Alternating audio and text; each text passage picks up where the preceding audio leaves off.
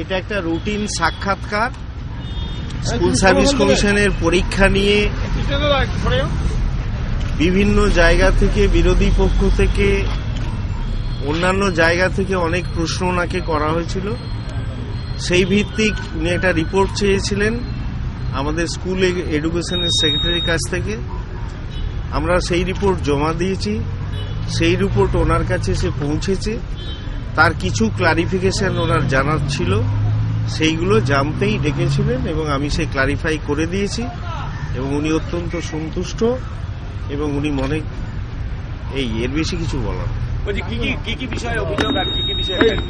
না। না, অভিযোগ কিছু ছিল না।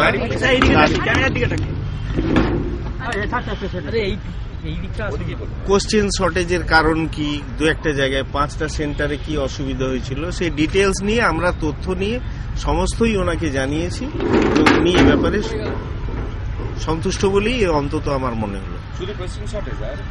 কোশ্চেন শর্টেজ আর বলেছিল, আর একটা কমপ্লেন ছিল যে কোশ্চেন লিক আউট হয়েছিল। আমি বললাম ওইটাকে আমরা একবারেই মানছি না, কারণ কোশ্চেন লিক যদি হতো তাহলে আগের দিনই অনেক সংবাদ মাধ্যমে আমরা দেখতে পেতাম। আর তাছাড়া সে প্রশ্নই ছিল না, কারণ সিল কোশ্চেন পেপারে প্যাকেজিং হয়েছে।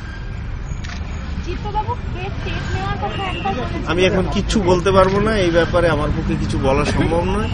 যখন সিদ্ধান্ত হবে জানতে পারবো।